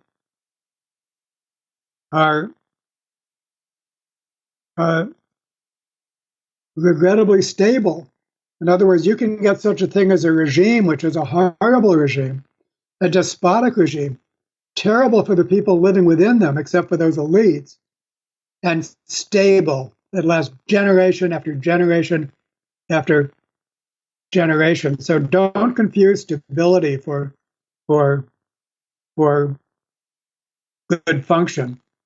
So these are, I mean, it's that complicated. And so in some ways we can say that democratic governments is strong and robust and what we want. But the idea that it's going to just somehow, in some simple way, be the prevailing form of governance and in competition, it's more complex than that. And so we should all be very sober. And of course, you know, the classical Greece came and went. And so you're telling me that a democratically elected president could possibly appoint his sons, his daughter, and his son-in-law into important positions? That could happen in a democracy?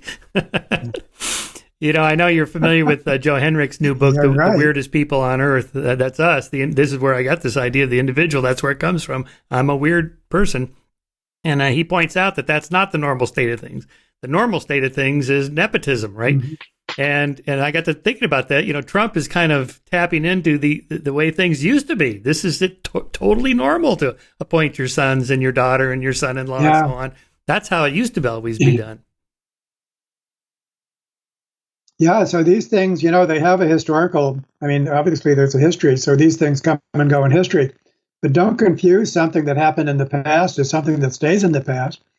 These are all social forms that exist in the present, and they can subvert each other.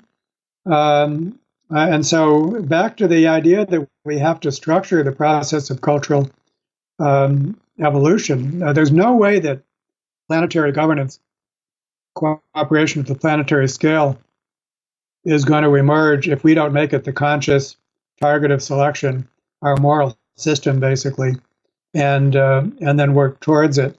And if that sounds utopian, it is. But I mean, so many different sectors are driving towards it. It's amazing. For example, back to Calvin.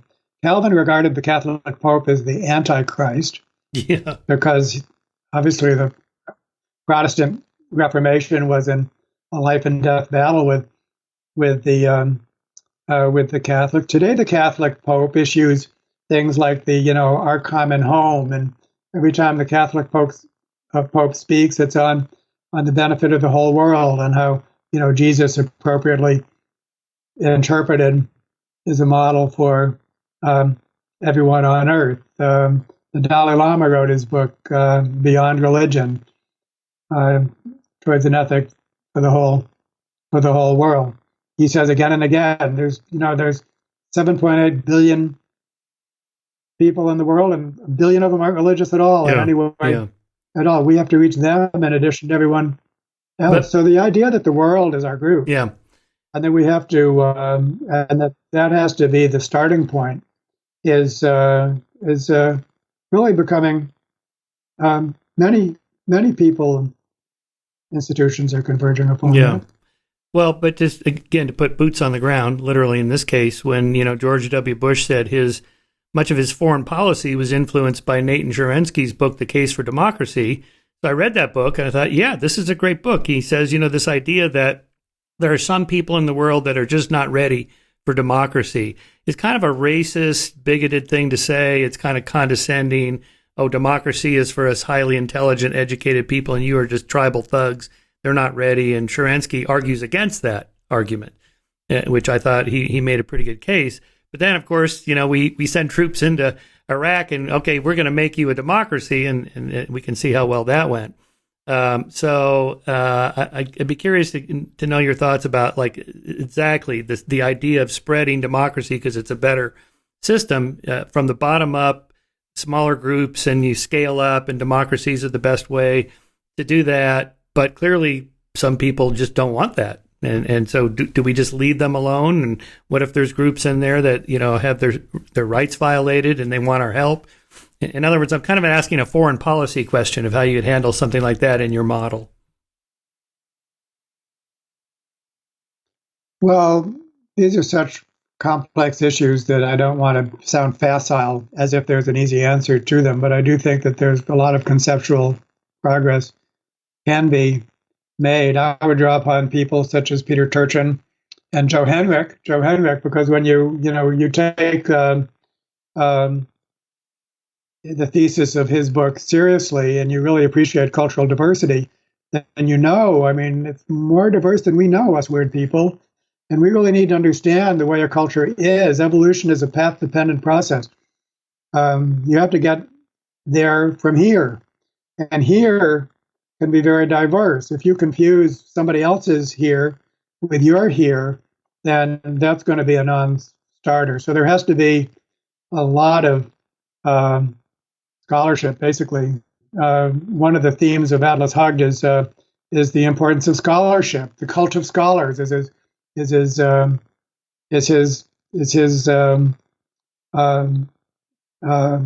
cult. And at that point, then there has to be some process where you could work with people in a way that they feel safe and respected, where there's a balance of power. And so often, the way I understand foreign affairs, including military interventions or even foreign aid, is that they disrupt the balance of power. They take, you decide to work with some tribe or some faction or something like that. You make them unbelievably wealthy and powerful compared to other factions. And whatever social control actually checks and balances actually existed have been totally upset. And so, power corrupts and absolute power corrupts absolutely.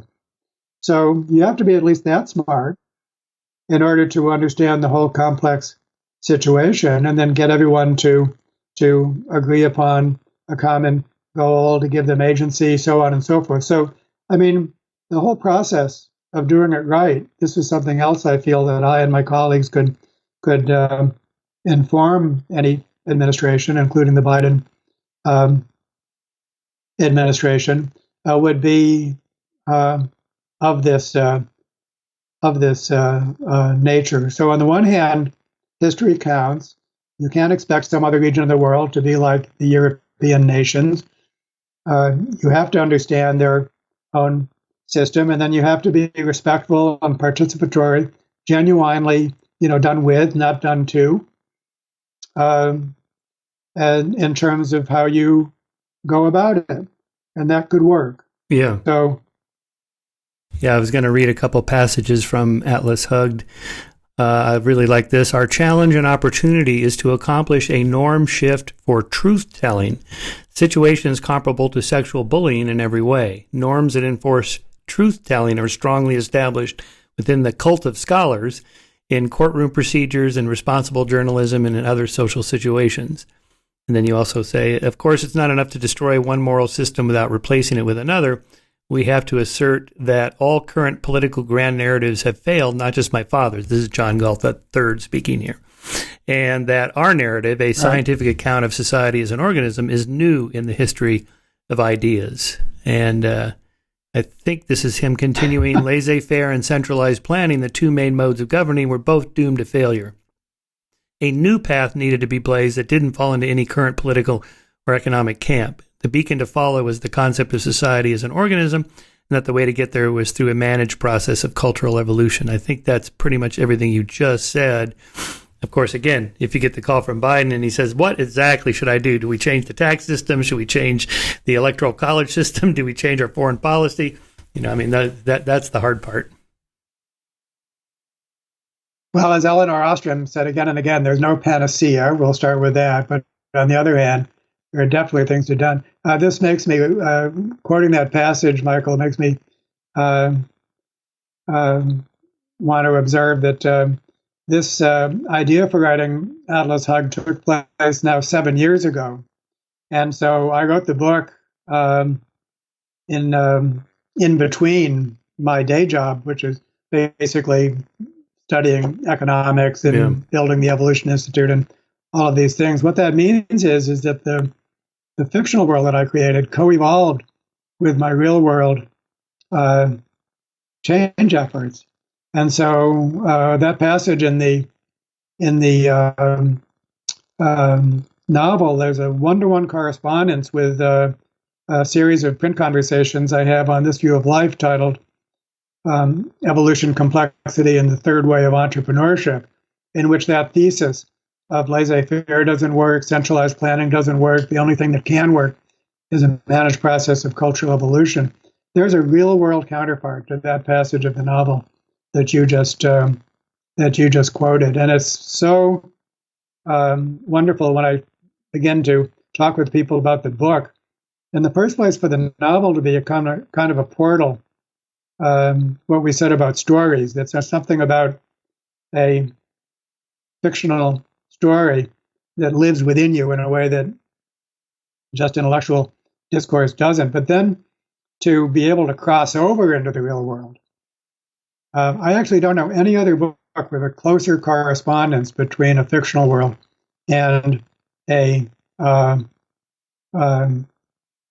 and the real world. So art imitating life and life imitating art. For me, this was a process over a period of 7 years that's really symbiotic. So you must have thought about Rand a fair amount, particularly when you were reading Atlas Shrugged. I have never asked you what your politics are. I assume you're a standard liberal, or maybe you're more progressive, or maybe you're a centrist. I don't know. How do you characterize yourself?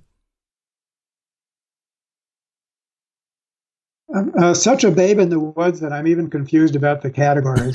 And I think that okay. I find myself, no kidding. I mean, everyone should be.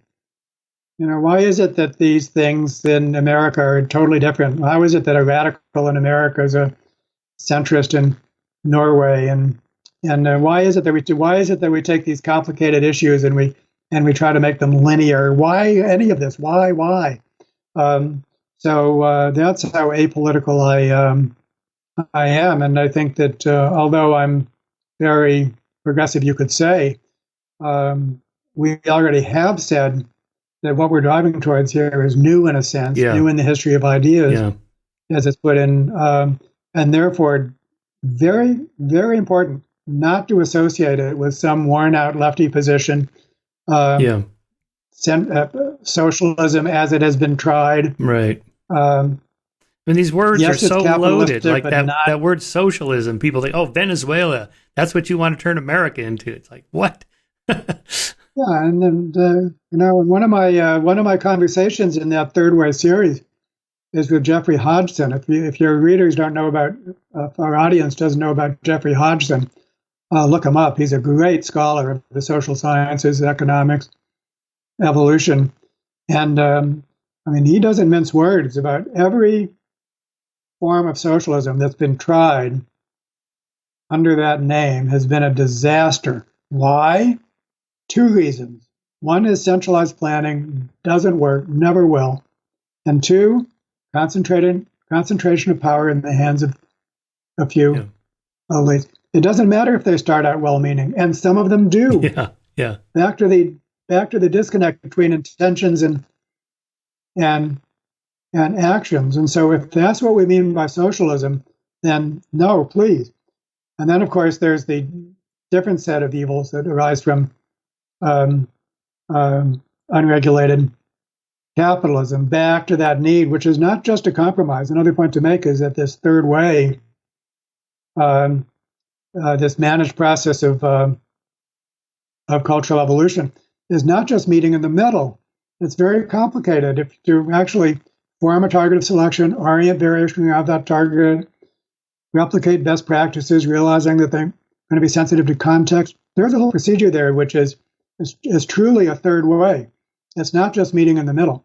So, and with many positive examples to choose from, to learn Here's from. what I wrote about Rand in Why People Believe We're Things. The chapter is called The Unlikeliest Cult in History, so you'll like that. The fallacy in objectivism, this is Ayn Rand's philosophy, is the belief that absolute knowledge and final truths are attainable through reason, and therefore there can be absolute right and wrong knowledge and absolute moral and immoral thought and action. For objectivists, once a principle has been discovered through reason to be true, with a capital T, that's the end of the discussion. If you disagree with the principle, then your reasoning is flawed. If your reasoning is flawed, it can be corrected, but if it's not, you remain flawed and do not belong in the group. Excommunication is the final step for such unreformed heretics. Exactly what happened with her group. When she died, there was almost nobody left in her group. Nathaniel Branden, Rand's chosen intellectual heir, listed the central tenets to which followers were to adhere, including, quote, Ayn Rand is the greatest human being who ever lived. Atlas Shrugged is the greatest human achievement in the history of the world. Ayn Rand, by virtue of her philosophical genius, is the supreme arbiter in any issue pertaining to what is rational, moral, or appropriate to man's life on earth. No one could be a good objectivist who does not admire what Ayn Rand admires and condemn what Ayn Rand condemns. No issue can be fully consistent. No one can be a fully consistent individualist who disagrees with Ayn Rand on any fundamental issue. I mean, the supreme narcissism in that, but that is exactly what happened. And all the way down to like what brand of cigarettes you smoke, what kind of music you listen to, what movies you appreciated, what actors or novelists you like to read. If you didn't have the right one, you're out. That's a problem. I love that chapter of yours, Michael. And so how do you? So what's your own take on that in terms of, back to baby in the bathwater? What for you is the baby of objectivism that's worth keeping? Okay, good, yeah. Given all that bathwater, there's a lot of bathwater, yeah. Well, a couple things. I was gonna actually ask you this because it always puzzled me why liberals and feminists didn't like Ayn Rand, because here you have a woman who's an immigrant, who's from an oppressed minority, a Jewish Russian oppressed minority, who was a novelist who created female characters who were strong and intelligent and dominant and could run major corporations and so forth. And in real life, she was pro-choice. She supported civil rights movement. She was against the Vietnam War. She was against the draft. I mean, in other words, she's ticking most of the boxes that most liberals would go, yes, yes, yes, yes, yes. But this kind of stuff, and the greed is good, and we're selfish, and that little oath at the end of Atlas Shrugged, or the end of Galt's speech, I forget what it is, but it's I'll never live for the life of another person or ask somebody to live for me. It's so off-putting.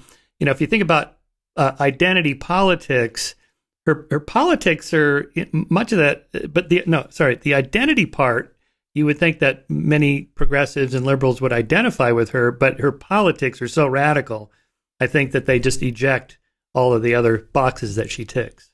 I was going to ask you if you think that's an interpretation of why.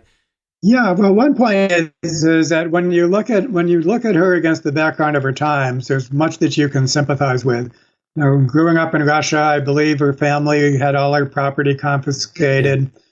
Against the background of that kind of ham-fisted socialism, capitalism, I'm sure looked very good indeed. There's the communist menace, the Cold War, all of that is provides context for why she would have the ideas that she did. I think that all of those virtues that you described were kind of trumped by this extreme greed is good sort of basically free market ideology. And one of the things that I find myself thinking, which takes us back to the power of stories, is that the main power of story is that contains a meaning system, a worldview. If you resonate to that worldview, you'll love the story, even if the story is poorly told. And one of the things about Atlas Shrugged is that by most people's estimations, it's not a very well-told story. It's clunky, it's, incredibly didactic. The characters are wooden, the plot is weird, but of course, for those who resonate to the worldview, all is forgiven. And they still love the story because of that sense of right and wrong that it conveys. And I often also mention Walden 2 by B.F. Skinner in the same way, because that's another very influential book because of the worldview that it conveys. But a story, I mean, nobody would really credit that as a very good. Compared to our other novels, I thought Atlas Shrugged was considerably better. The Fountainhead, I can barely get through it, and the other ones I found largely unreadable. The Atlas, I thought, was far superior. I think part of the appeal to young people, because I read it in my early 20s. Let's see, I was at Pepperdine, 1975, so I was 21. I didn't want to read it. I mean, it's just this massive book, and but once I got started, I kind of plowed through it, and my girlfriend read it, and everyone on campus was reading it. And even then I thought, this is interesting because I'm at a Christian college, Pepperdine, and I was a Christian at the time, and it was pretty conservative there. Yeah, right. Gerald Ford spoke there, and, our president was friends with Ford, and he was a deep Republican and so on. But they all seemed to like Rand, and I thought, but she's an atheist, right? You all know she's an atheist, right? I mean, she's pretty hardcore materialist. She's not buying any of this stuff. And they didn't seem to care. It's like, but she's got the politics we like. I'm like, okay, that's interesting, right? Also, I think that simplicity. Yeah, people forget it. Yeah, that's right. I think the simplicity of the worldview. It's black and white. There's good and evil. There's good people. There's bad people. You talk about this in Atlas Shrugged, that it's the subtlety and nuance and the kind of muddledness of the complexity of the world is, it's not sexy. It's not exciting. It's not. It's just kind of like the dismal science, economics. Try to understand how the economy works. It's it's a complex adaptive system. No, it's 12 guys in London called the Illuminati. They're running the world. Oh, that's sexy, right? I think there's something like that. And maybe if you're not religious, or even if you are, I think Leonard Peikoff made this point that he admired the Catholics, even though he was an atheist, because at least they had the courage of their convictions to have a black and white, good and evil worldview that they stick to, even though he didn't like that. And I thought, because I think that appeals to a lot of people. So, for example, here's the famous line from Galt's speech. John Galt the First is speaking. I think this appeals to people. Young people, especially, looking for something to kind of supercharge their sense of purpose. In the name of the best within you, do not sacrifice this world to those who are its worst. In the name of the values you keep alive, do not let your vision of man be distorted by the ugly, the cowardly, the mindless, and those who have never achieved his title. Do not lose your knowledge that man's proper estate is an upright posture, an intransigent mind, and a step that travels unlimited roads. Do not let your fire go out, sparked by irreplaceable spark, in the hopeless swamps of the approximate, the not quite, the not yet, the not at all. Do not let the hero in your soul perish in lonely frustration for the life you deserved, but have never been able to reach. Check your road and the nature of your battle. The world you desired can be won. It exists. It is real. It is possible. It is yours. I think, that's the kind of thing in kind of flowery language that someone like a Tony Robbins. Well, that's good writing, Michael. That's someone Michael? That's Atlas Shrugged, right? Michael, that's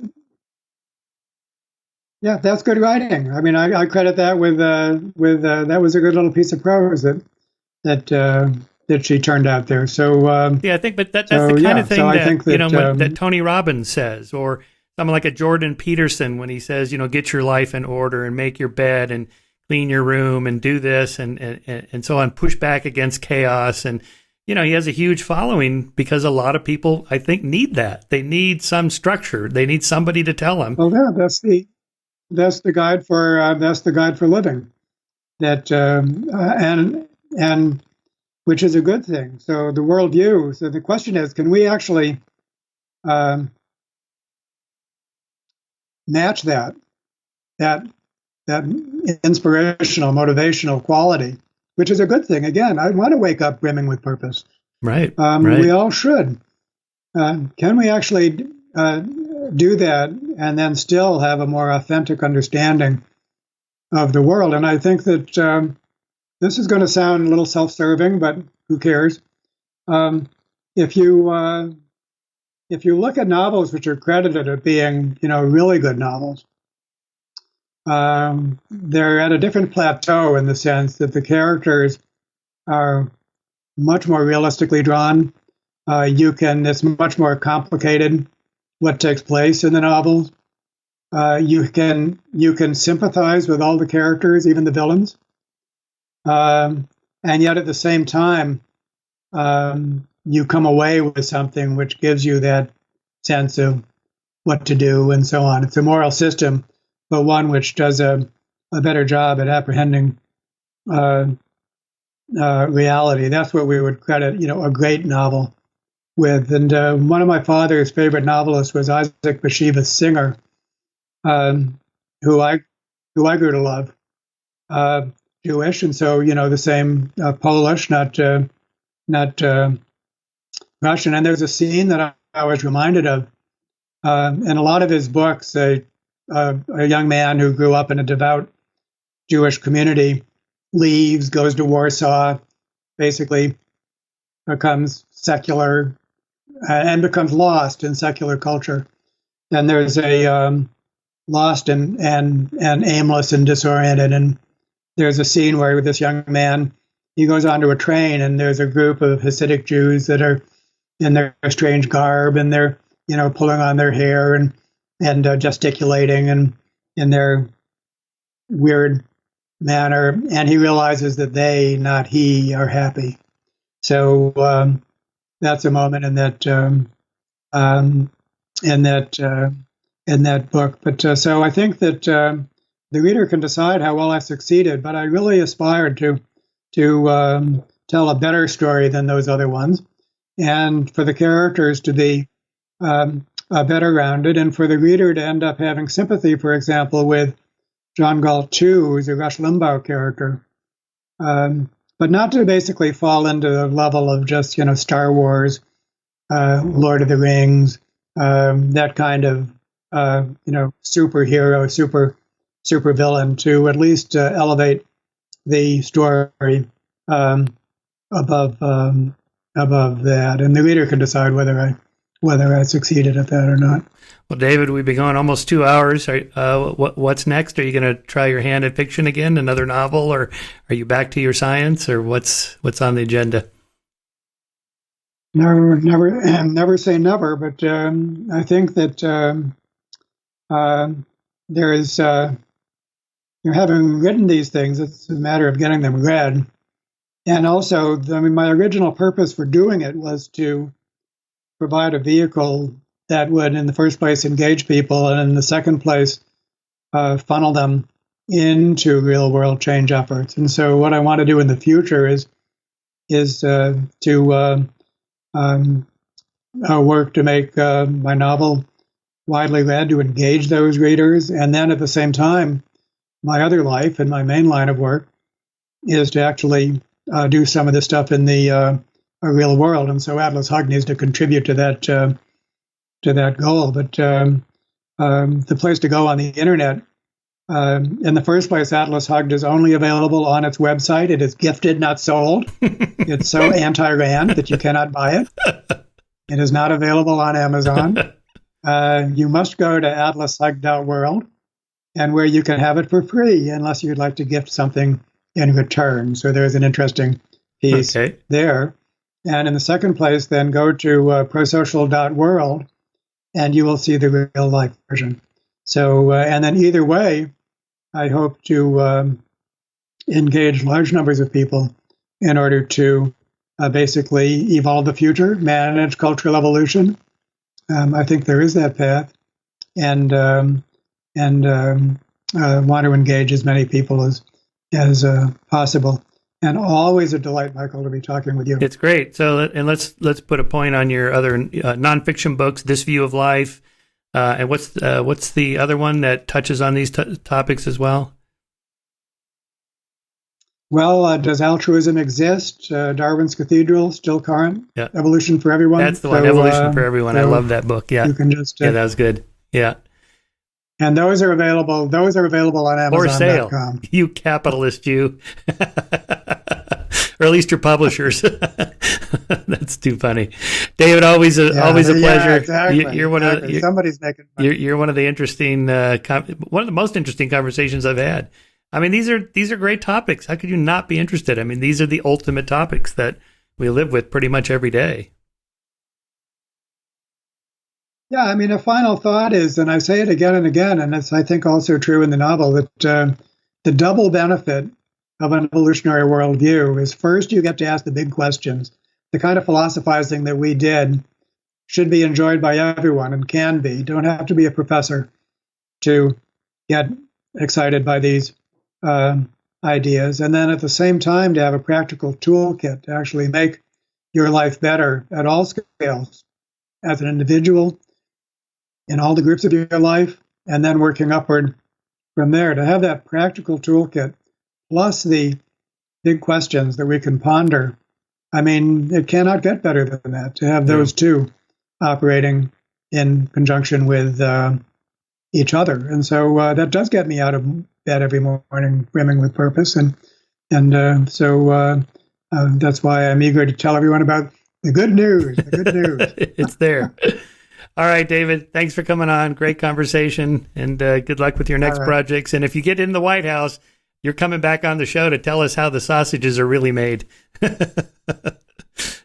No, I thought that you were going to be the one that got me there. I guess I'm going to have to find a different way to get. You would be perfect for that. If you think of someone like a Cass Sunstein, he was in the Obama administration doing the choice architecture and libertarian paternalism and all that. Oh yeah, I mean, if we repeated the action, I think it seems that we don't want to end, but a point to make is that much as I like behavioral economics, what's on offer with multi-level selection, cultural evolution, what we know now, is very, very different. It goes beyond behavioral economics in numerous ways. Now, behavioral economics has been very successful at becoming an important school of thought within economics, including in policy. And so there's, behavioral economics units, nudge units, all over the place. So they've had, the doors of government and policy have opened to behavioral economists. And if those same doors would open to multi-level selectionists, then great things would happen, and they would complement each other. It's not either or. But so in some ways, I would love to repeat the act, not only of the Montpelier Society and the advent of neoliberalism, but the success of behavioral economics. And by the way, I do believe this will be happening in the near future. But time is of the essence, and a big theme of Atlas Hugged is the idea of cultural catalysis, the idea that rates of cultural evolution can be increased by many orders of magnitude. Something can take place in years rather than decades or centuries, even in 100 days, which is what takes place in the novel. Right. But that idea of catalysis, that something can happen in years rather than decades,